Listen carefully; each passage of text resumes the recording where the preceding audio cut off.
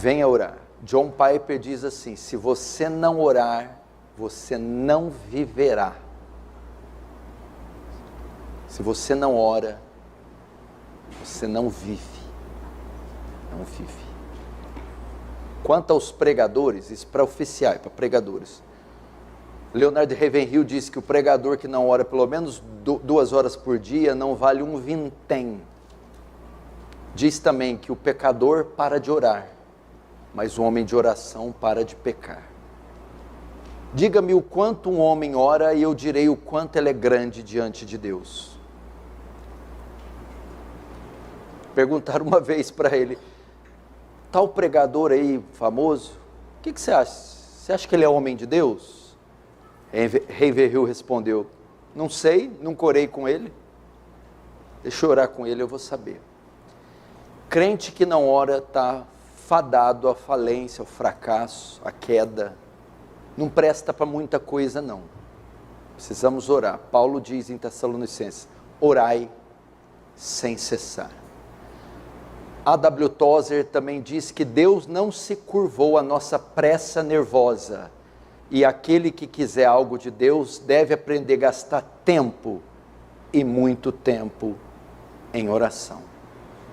Precisamos redescobrir essa arte maravilhosa de oração. Todos os homens e mulheres que se destacaram ao longo de 2000 anos de história da igreja, pode ver qualquer um, homem e mulher, tinham algo em comum: eram homens e mulheres de oração. Oração secreta, não é aquela no almoço, ou aquela para dormir, não, ou nos cultos, é aquela com o quarto fechado, é o quarto de guerra. Precisamos redescobrir esse ofício. Por que há tanto pecado no meio do povo de Deus? Porque há tantas feridas e mágoas nos corações? Porque há tanta fraqueza em cristãos? Não oram. Não tem vida de oração regular, prática, intensa. Aprenda a orar, meu irmão. Aprenda a dobrar os seus joelhos. Eu lembro quando eu conheci o Paul Washer, quando eu fui encontrar ele pela primeira vez, ele disse para o discípulo dele que queria conhecer alguns pastores no Brasil. A primeira vez que ele veio no Brasil. Falou: procure alguns pastores que eu quero ter algumas alianças com ele. Aí ele disse para o discípulo: mas a primeira coisa que eu vou fazer quando encontrar esses pastores é levantar a calça deles e olhar os joelhos deles, para ver se tem marcas, para saber se são homens de oração. John Piper também fala que o Facebook, o Instagram, o WhatsApp, as mídias sociais, no dia do juízo, serão a prova que nós não oramos, não foi por falta de tempo, foi por causa do desperdício com essa baboseira audiovisual, que é essas porcariadas que você está cansado de saber. Gaste tempo com Deus, acorde de madrugada, faça votos de buscar Deus na madrugada, tire um dia da semana para jejuar e passar só com água, Bíblia e oração. Sua vida não vai ser mais a mesma. Deixa um pouco de entretenimento. Nem nosso cérebro, nem nosso físico tem estrutura para suportar tanta informação de celular, computador, de televisão. Vá para o campo, vai sentir a brisa da natureza, o verde, os pássaros. Ande com Deus, caminhe com Deus, horas e horas a fio. Martinho Lutero dizia que quanto mais serviço ele tinha no dia, mais ele tinha que orar. Ele dizia assim: eu tenho tanta coisa para fazer hoje, mas tanta, que se eu não passar pelo menos 2 horas em oração, eu acho que eu não vou conseguir. Diferente de nós, que a gente não ora porque tem muita coisa para fazer. Ele não. Tenho tanta coisa para fazer, que se eu não gastar pelo menos 2 horas com o Senhor, temo não conseguir realizar. Mulheres, onde estão as mulheres? Susana Wesley tinha 11 filhos. Tinha que cuidar de 11 filhos, mas conseguia arrumar tempo para se trancar no quarto sozinha e passar pelo menos 1 hora em oração com Deus. A mãe do Dr. Joel Bick, ele pregando aqui na Conferência Fiel 2012, disse que eu sou um homem que cresceu vendo minha mãe orar, por exemplo. Meu pai às vezes me chamava para sair, Enquanto isso, eu via minha mãe entrar no quarto para orar. Passava 2 horas, eu e meu pai retornávamos. E lá estava minha mãe ainda, imóvel, no quarto, orando. Precisamos de testemunhos como esses. Precisamos de mulheres como esses. Jovens, então. E os jovens? Não estudam, são preguiçosos, são mundanos, são carnais, são rebeldes, nem sequer sabem orar, quanto mais passar orando mais de 15 minutos. Temos que ensiná-los. Lembra de Daniel? Orava 3 vezes ao dia, de manhã, à tarde e à noite. 3 vezes ao dia se colocava de joelhos diante de Jerusalém para orar. Se nós ouvirmos o testemunho dos jovens, David Brainerd, ele fez um diário onde ele registrava o seu momento devocional. Geralmente em diário a gente mostra o que fez no dia, onde visitou, o que fez, o que viajou. David Brainerd registrava no seu diário o seu momento devocional, o tempo que ele passava com Deus em oração. Ele descrevia o que ele sentia. Geralmente ele orava 2 horas pela manhã e mais 2 horas à noite ou à tarde antes de dormir. Um missionário franzino que foi pregar para os índios silvícolas nos Estados Unidos da América. Morreu com 29 anos, tuberculoso, vomitando pedaços dos rins. Perguntaram para Jonathan Edwards. Jonathan Edwards é o que pregou um sermão, Pecadores nas mãos de um Deus irado. O maior sermão, mais conhecido e poderoso depois dos apóstolos. Pregou esse sermão há 300 anos e ninguém esquece desse sermão. O sermão foi tão poderoso que as pessoas se agarravam nas colunas da igreja onde ele pregou, pensando que o juízo final tinha chegado. Perguntaram para esse homem, Jonathan Edwards, qual a sua maior experiência com Deus? Ele respondeu, orar ao lado de David Brainerd, desse jovem franzino, orar com ele. Precisamos aprender sobre isso, gastar tempo. George Whitefield, D.L. Moody, todos os homens, John Wesley. Eu visitei a casa de John Wesley, lá na Inglaterra. Lá está ainda a cama dele, a biblioteca dele. E dentro do quarto dele, tinha uma outra salinha anexo, pequenininha, com uma Bíblia enorme aberta e um genuflexório. É aquele lugar de ajoelhar que é comum na igreja católica. Enquanto eu entrei lá, fiquei perplexo. A guia que estava nos guiando, me viu entrando e apontou para mim e disse, daí, dessa salinha aí, saía todo o sustento do metodismo. John Wesley é o pai do metodismo. E ela dizia, dessa sala aí que sai todo o sustento do metodismo. Ou seja, ele passava horas aí, orando e lendo a Bíblia de joelhos. Lia a Bíblia de joelhos, John Wesley. George Miller, um dos maiores missionários que a terra conheceu. Ele falou que intercedeu pela conversão de alguns amigos dele 50 anos. 50 anos que eu estou orando para a conversão de algumas pessoas. E creio ver muitas delas no céu. William Booth, do Exército da Salvação, também da Inglaterra. Um homem conhecido porque ele criou o Exército da Salvação. Era um ministério que ele dividia os grupos em hierarquias, capitão, coronel, soldado, tudo com o viés evangelístico. E eles saíam em grupos para dar comida aos pobres, vestir os nus, para criar orfanatos e, claro, evangelizar, ganhar almas. E uma certa vez ele enviou um grupo em uma região da Inglaterra muito difícil, muito depravada. E eles evangelizaram algumas semanas e mandaram cartas do Sr. Booth, aqui não está adiantando, ninguém se converte. Continua tentando, ore por esse lugar. E passaram algumas semanas, Sr. Booth, estamos orando, saindo às ruas. Não adiantou. Ele disse, continue orando, tente mais uma vez. E eles mais algumas semanas, Sr. Buff, aqui ninguém se converte, o pessoal é muito duro. Então ele respondeu, tente com lágrimas agora. Então essa equipe começou a chorar e prantear e jejuar e orar. Então os corações começaram a se abrir e almas se converteram naquele lugar. Como começou o grande avivamento que varreu a Inglaterra? Estava acontecendo a Revolução Francesa, que estava trazendo um banho de sangue em toda a Europa. Eles falam que teve um fato que livrou a Inglaterra do banho de sangue da Revolução Francesa.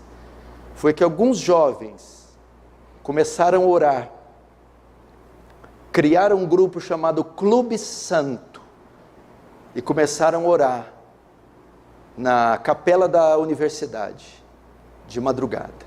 Dentre esses jovens estava John Wesley, Charles Wesley e George Whitefield. E na noite de 1731 de dezembro de 1734, o Espírito Santo desceu sobre esses jovens. Então iniciou um avivamento que varreu a Inglaterra inteira, cujo maior nome foi John Wesley. Como começou? Uma meia dúzia de meninos orando de madrugada, pedindo, Senhor, me enche do Espírito Santo. Senhor, me enche do Espírito Santo. Senhor, me enche do Espírito Santo. Essa igreja, esse ministério, nasceu debaixo de oração, de muito jejum, onde eu e também um grupo de meninos passávamos madrugadas e madrugadas e madrugadas e meses e anos pedindo o poder do Espírito Santo. Eu me lembro de uma vez, vou ter liberdade de contar isso, que em um só dia eu orei 12 horas, e das 12, 8 foram ininterruptas, buscando a face de Deus. Foi o dia que Deus me concedeu graça, como quase nenhum outro dia da minha vida eu vi. Vocês precisam experimentar o que é passar tempo com Deus. Os novos que estão vindo, os oficiais, os obreiros que estão começando agora, talvez não tenham nenhuma pista do que seja isso. Esses jovens que estão vindo também, as reuniões de jovens, vocês estão longe de ser o que foi Sadraque, Mesaque, Abednego, José, Davi, 16, 15, 17 anos, faziam nações tremerem e se dobrarem diante da fé deles. Eles eram homens e mulheres de oração.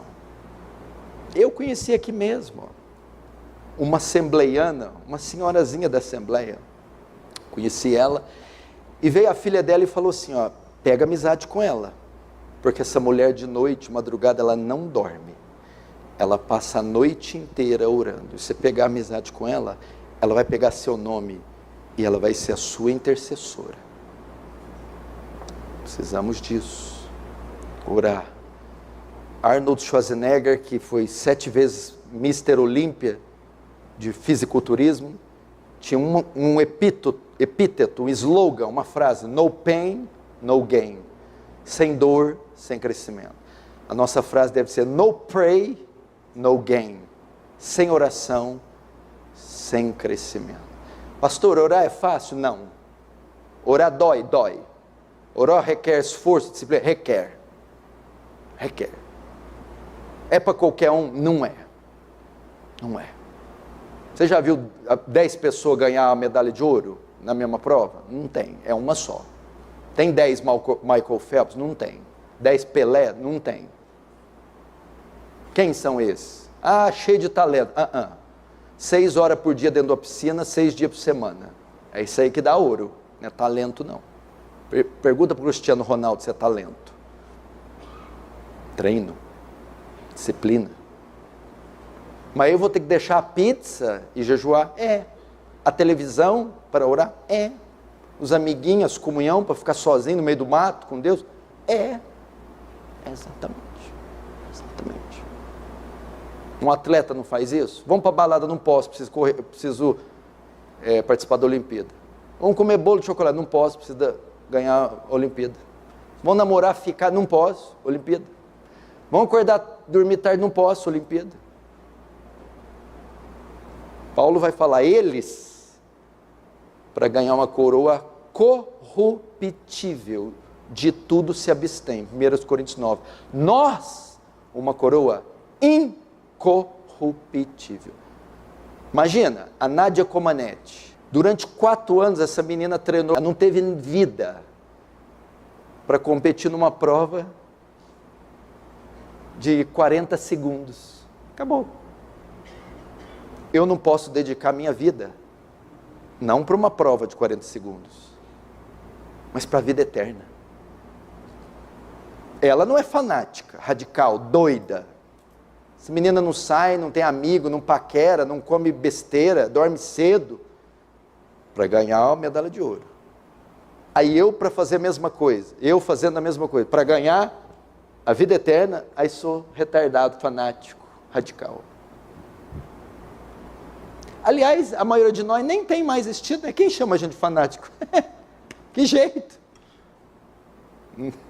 Não dá nem para ter esse título. Aprendam isso. Você quer um avivamento nessa cidade? Quer ver essas cadeiras aí cheias? Quem que está aqui? Quem que você ama que não está aqui? Teu pai? Tua mãe? Teus filhos? Tua esposa? Teu marido? Amigos, vizinhos? Colegas de trabalho? Quer vê-los aqui? Ore. Ore. Eu acho que foi Ian Bounds que diz, ore até ter orado, e ore até acabar de ter orado. Ore até conseguir orar, e ore até ter orado. Ore pela sua oração. Ian Bounds diz que demora 20 anos para preparar um sermão, porque demora 20 anos para preparar um pregador. Um sermão não prepara-se na hora, demora-se anos. O sermão vai ser ungido se o pregador for ungido. O sermão vai ser santo se o pregador vai ser santo. Ian Bounds diz que Deus não unge igreja, Deus não unge igrejas, Deus não unge ministérios, Deus não unge métodos, Deus unge pregadores, Deus unge pessoas. Moody dizia, põe fogo no seu sermão ou pega o seu sermão e joga no fogo. Precisamos desse fogo. Sabe o que quer dizer a palavra serafim? Aqueles que queimam, que ardem em chamas, inflamados. Sabe por que os serafins fumegam? Aquele fogo não é deles, não vem deles. É por causa da proximidade que eles têm do trono, da glória. Aquela Shekinah, aquele fogo. Eles estão tão próximos que aquilo arde, queima eles. Nós temos que ser como esses serafins. Arder, queimar, inflamar, diante da presença de Deus, em oração. David Wilkerson, talvez esse é o maior pentecostal que a terra já viu. Ele tem o meu respeito, é o escritor da Cruz e o Punhal, aquele que foi evangelizar as gangues violentas de Nova York, na década de 60, 70. Ele escreveu um best-seller, Cruz do Punhal, e fundou uma das igrejas mais belas do mundo, a Times Square Church. Sabe como começou o ministério desse homem? Todo dia que ele chegava, ele gastava 2 horas na frente da televisão. E Deus começou a incomodar ele. Então ele falou assim, eu vou anunciar essa televisão no jornal, e se eu conseguir vender isso agora, eu vou me dedicar as 2 horas que eu gastava com a televisão em oração. Depois de fazer o anúncio, minutos depois alguém toca, ele fecha, vende a televisão e passa todos os dias à noite, no lugar de gastar 2 horas com a TV, passar 2 horas com Deus. Então surge esse ministério, Deus World Challenge, o Teen Challenge, e vai ser esse ministro formidável. Pra você ter uma ideia, ele fundou um ministério de recuperação de drogados, que o presidente da época, Ronald Reagan, ele elogiou e disse que é um dos métodos mais eficazes de recuperar drogados, era o Teen Challenge de David Wilkerson, um homem que ousou vender a televisão e orar 2 horas antes de dormir. Experimentou? Experimentou o sabor disso? Ser visitado por Deus? A igreja fica aberta todo dia, de segunda a sexta, das 6 às 9, fica aqui aberto, com um oficial intercalando de semana em semana. Para quê? Para dar uma opção para aquele que não tem um lugar secreto, reservado, orar aqui. Então, das 6 da manhã às 9, aberto. Então, aquele que quer, antes da faculdade, do trabalho, da fábrica de sapato, antes da universidade, vir ter um tempinho aqui com Deus, está aberto. É ridículo o número de pessoas que vêm. Extremamente pequeno. Quarta-feira, razoável, vigília também. Vamos aprender a prática do exercício espiritual mais elevado que existe. A oração. Quer deixar de ser carnal? Ore. Quer vencer as tentações e o fascínio pelo mundo? Ore. Quer dominar a carne e o pecado e as facetas do seu caráter? Ore. A oração, ela nunca cai em desuso e ela nunca fica sofisticada. Por o primeiro Adão, das primeiras páginas da Bíblia, e para o homem moderno, contemporâneo, ela ainda é praticada do mesmo jeito, com humilhação, com quebrantamento, com arrependimento, invocando a Deus. Aprenda isso, por favor.